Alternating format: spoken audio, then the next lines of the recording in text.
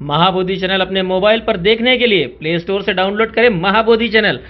साथियों, जय भीम, नमो बुद्धाय, नमस्कार। महाबोधि चैनल के संचालक आपके लिए लाए हैं डॉक्टर बाबा साहेब आम्बेडकर द्वारा लिखित उनका महान ग्रंथ बुद्ध एंड हिज धम्म अब आपकी सेवा में। हर रोज आप देख सकते हैं, सुन सकते हैं डॉक्टर बाबा साहेब आम्बेडकर द्वारा लिखित बुद्ध एंड हिज धम्म। ऐसा यह ग्रंथ आपकी सेवा में लाए हैं संचालक महाबोधि चैनल सचिन जागेश्वर पाटिल। साथियों, बुद्ध एंड हिज धम्म को हमारे वेबसाइट महाबोधिचैनल.com, फेसबुक पेज, हमारे YouTube Mahabodhi channel, MBC news और भी हमारे सोशल मीडिया प्लेटफॉर्म पर आप देख सकते हैं और लोगों तक इन्हें पहुंचा सकते हैं। जय भीम, नमो बुद्धाय।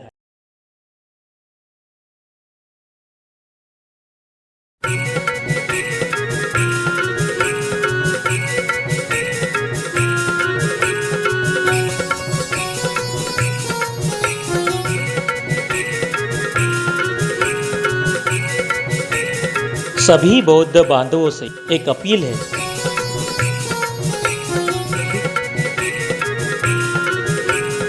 सवेरा होते ही नहा धोकर बुद्ध एंड इस धम्म इस ग्रंथ का पठन जरूर करें।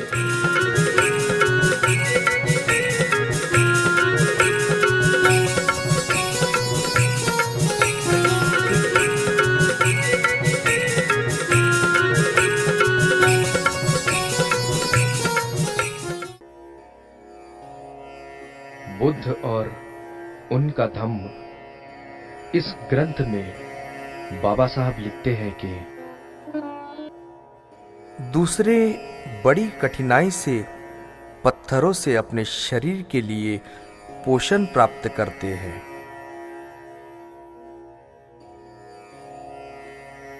दूसरे अपने दांतों से ही पीसकर अन्न खाते हैं।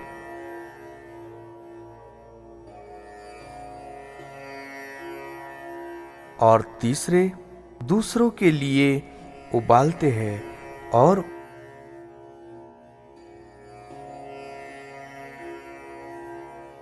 उनके लिए भाग्यवश जो कुछ थोड़ा बचे उसी पर गुजारा करते हैं।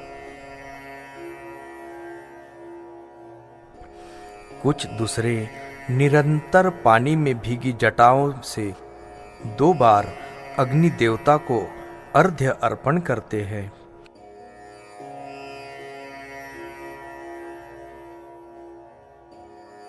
कुछ दूसरे मछलियों की तरह पानी में डूबे रहते हैं, उनके बदन को कछुए नोचते।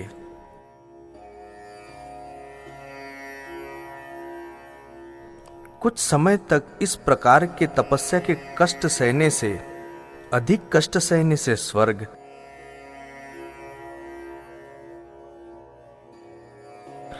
मध्य कष्ट सहने से मर्त्य लोग, वे अंत में सुख लाभ उठाते हैं।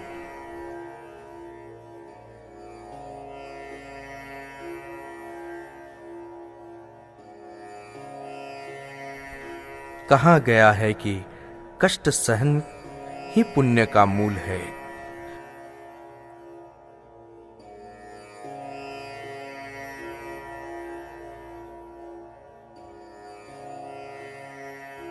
यह सब सुना तो गौतम ने उत्तर दिया,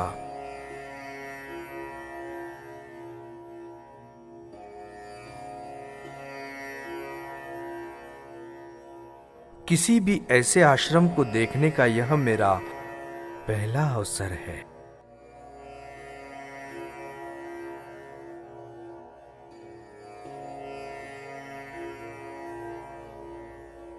मेरी समझ में तुम्हारा यह तपस्या क्रम नहीं आता।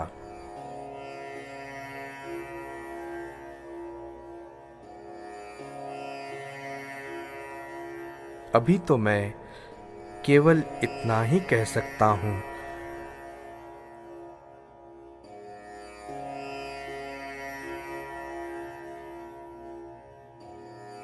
आपकी यह निष्ठा स्वर्ग लाभ के लिए है।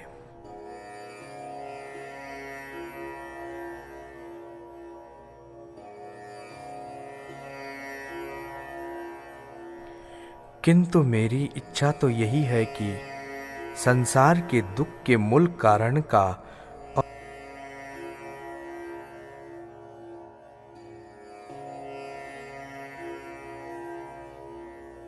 और उसे दूर करने का उपाय खोज निकाला जाए। क्या मैं आप सबसे विदा ले सकता हूं?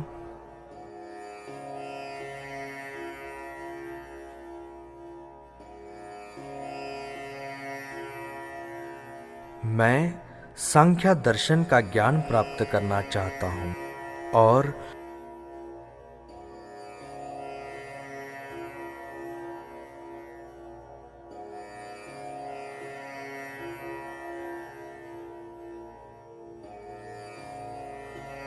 योग विधि का भी अभ्यास करना चाहता हूं और देखना चाहता हूं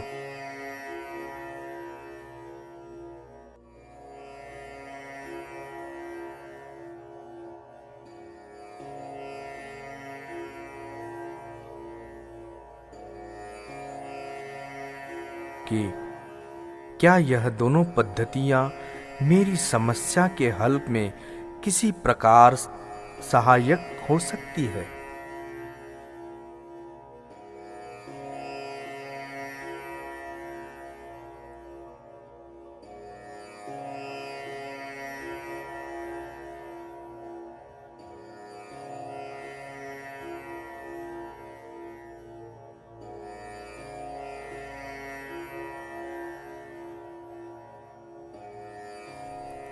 जब मैं सोचता हूं कि मुझे आप लोगों से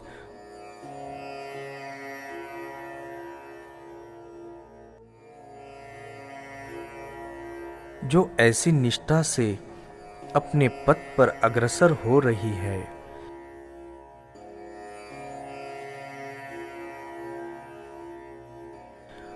जिन्होंने मेरे प्रति इतने सौहार्द का परिचय दिया है, विदा लेनी होगी।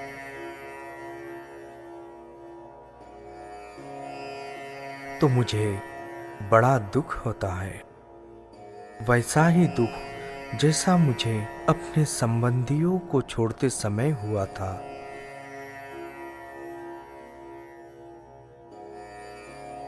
मैं जो इस वन से विदा ले रहा हूं, यह कोई आपकी कृति के प्रति वितृष्णा के कारण नहीं,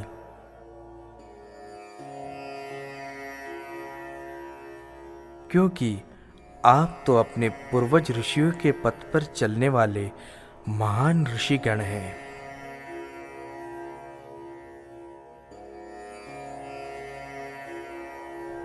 मैं मुनि आलार कालाम के पास जाना चाहता हूं, जो सुविज्ञ माना जाता है।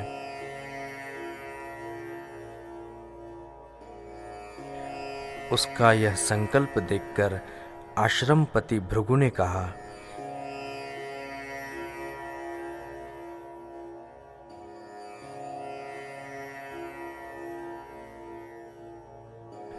राजकुमार, तुम्हारा संकल्प महान है।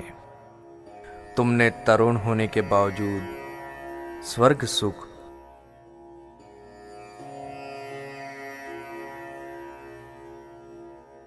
और मोक्ष के बारे में गंभीरता से विचार किया है।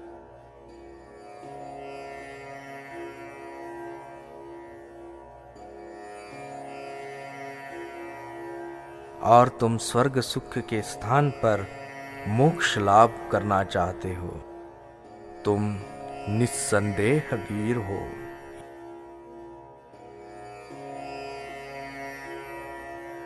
यदि जैसा तुम कहते हो यही तुम्हारा दृढ़ निश्चय है, तो शीघ्र विंध्य प्रदेश को जाओ।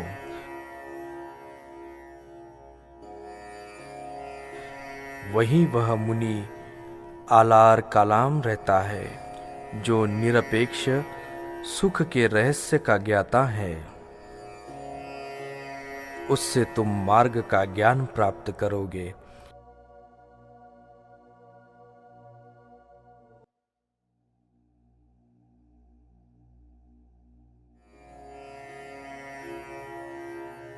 लेकिन यहां तक मैं देख सकता हूं कि तुम वहां भी न रुकोगे।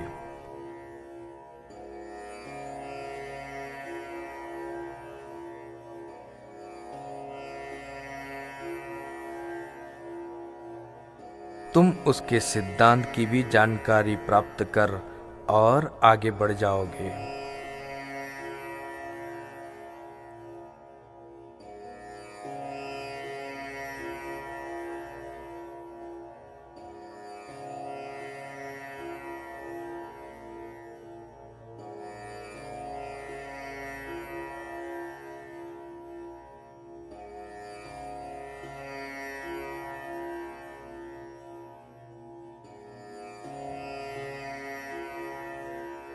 गौतम ने उनका धन्यवाद किया और ऋषि मंडली के प्रति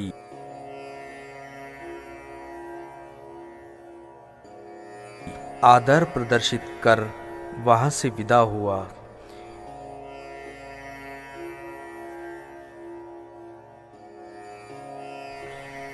वे ऋषिगण भी उसके प्रति यथा योग्य सत्कार सम्मान की भावना प्रदर्शित कर पुनः तपस्या करने के निमित्त वन में जा दाखिल हुए।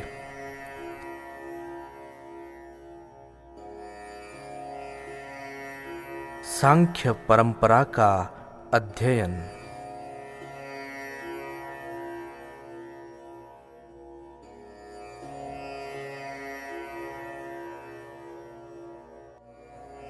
भृगु के आश्रम से विदा ले चुकने पर गौतम आलार कालाम के आश्रम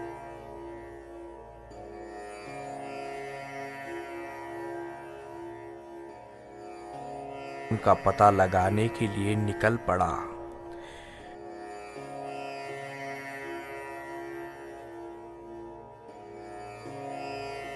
आलार कालाम उस समय वैशाली में ठहरा हुआ था।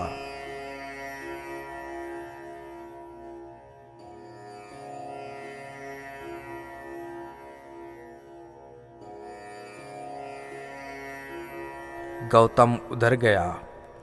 वैशाली पहुंचकर वह उसके आश्रम पहुंचा।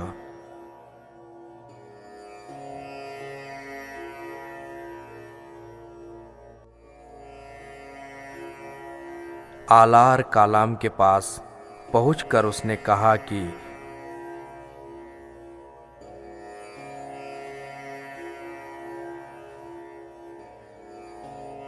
मैं आपके सिद्धांत और अभ्यास में दीक्षित होना चाहता हूं।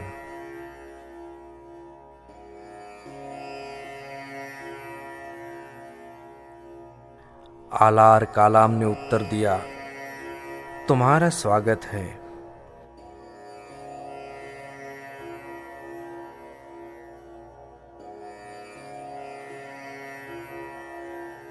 मेरा सिद्धांत ऐसा है कि तुम्हारे जैसा बुद्धिमान आदमी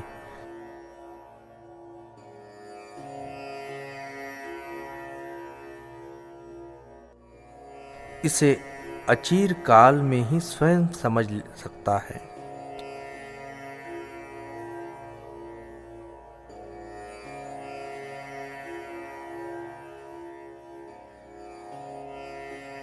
मेरे सिद्धांत का साक्षात कर सकता है और तदनुसार जीवन बिताने में लग सकता है।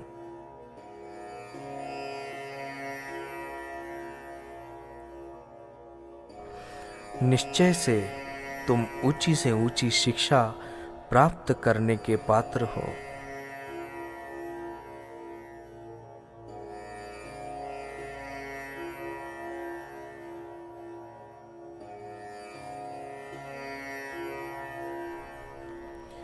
आलार कालाम के ये शब्द सुनकर राजकुमार बहुत प्रसन्न हुआ। उसने उत्तर दिया,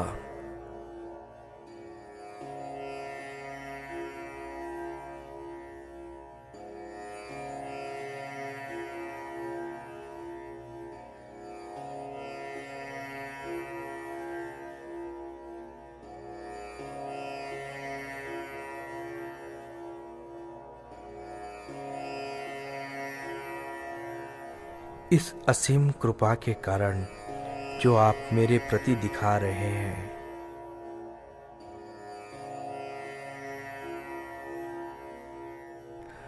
सदोष होने पर भी मुझे लगता है कि मैं निर्दोष हूँ।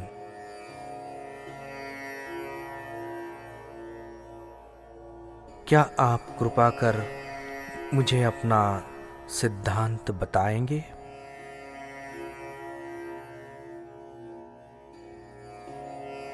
आलार कालाम बोला, तुम्हारे शील, तुम्हारे चरित्र और तुम्हारे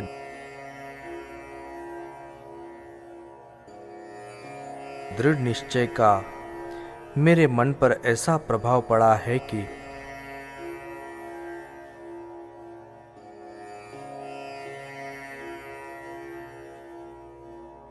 मैं तुम्हारी पात्रता जांचने के लिए तुम्हारी कोई परीक्षा नहीं लेना चाहता।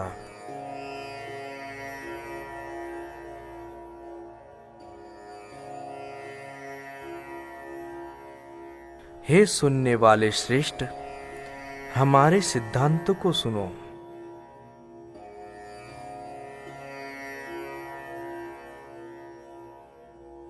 तब उसने गौतम को उन सिद्धांतों से परिचित कराया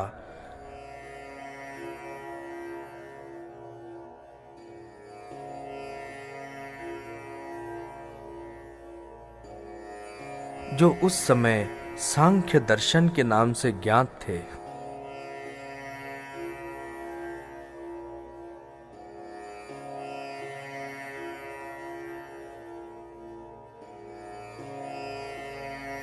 प्रवचन की समाप्ति पर आलार कालाम ने कहा,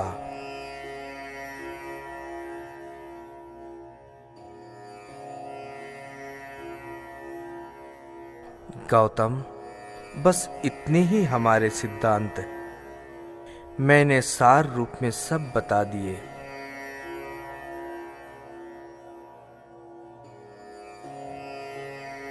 गौतम आलार कालाम की स्पष्ट व्याख्या से बड़ा प्रसन्न हुआ।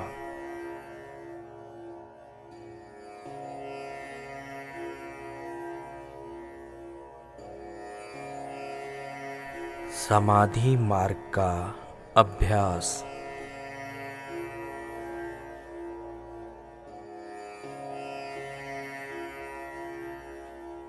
जिस समय गौतम अपनी समस्या का हल ढूंढने के लिए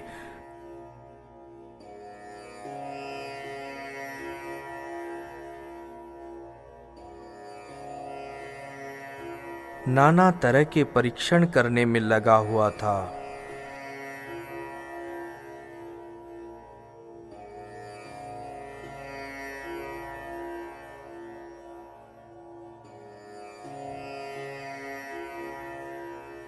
उसे विचार आया कि वह समाधि लगाने का ढंग भी क्यों न सीख ले।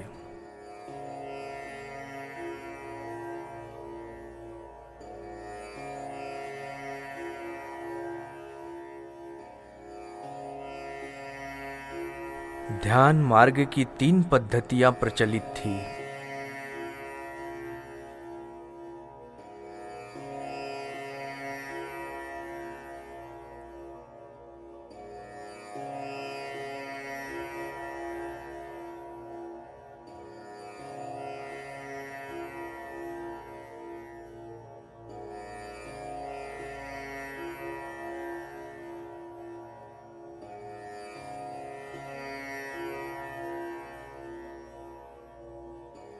तीन पद्धतियों में एक समान बात थी।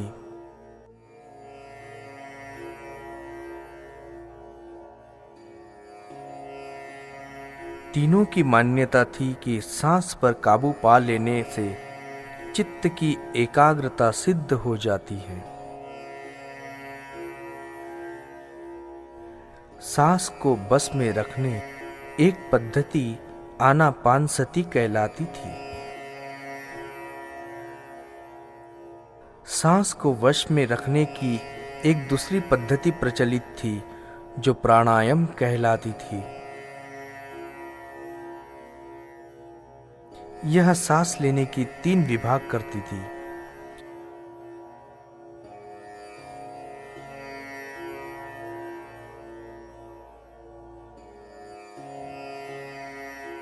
पूरक, अंदर सांस खींचना। कुंभक, सांस को अंदर रोके रखना।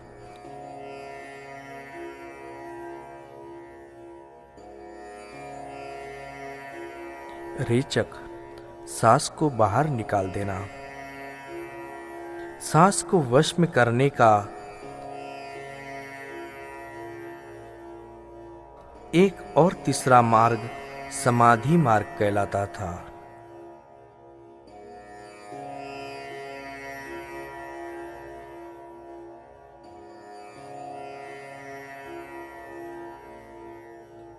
आलार कालाम ध्यान मार्ग में निष्णात समझा जाता था।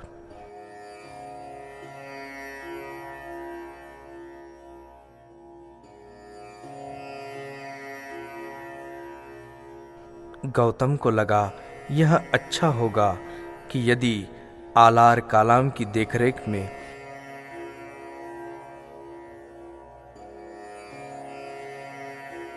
ध्यान मार्ग का कुछ अभ्यास कर ले।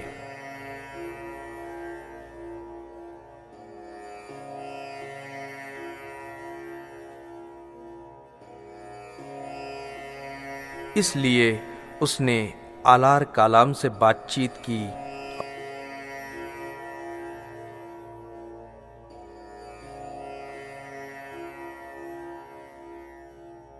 और प्रार्थना की कि वह कृपया उसे ध्यान मार्ग का अभ्यास करा दे।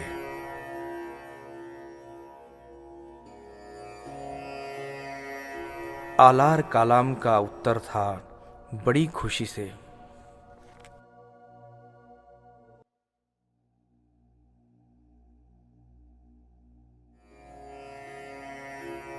आलार कालाम ने उसे अपने ध्यान मार्ग की विधि सिखलाई। इसकी 7 सीढ़ियां थी।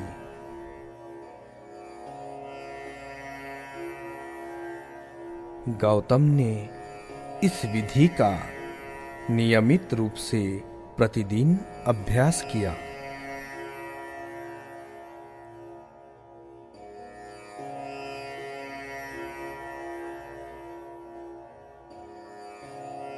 इस विधि पर पूरा अधिकार कर चुकने के बाद गौतम ने पूछा,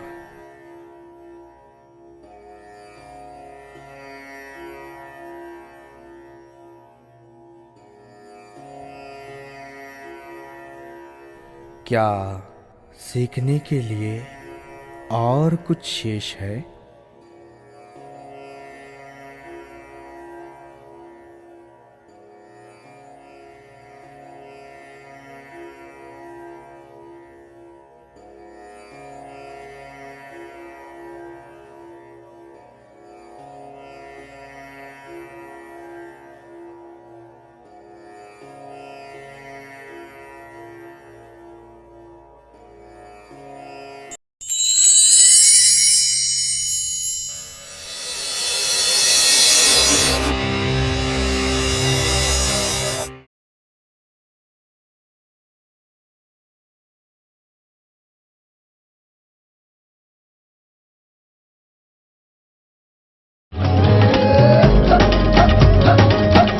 जल्द से जल्द महाबोधि परिवार में शामिल होइए और उन्नति की नई राह पर चलिए।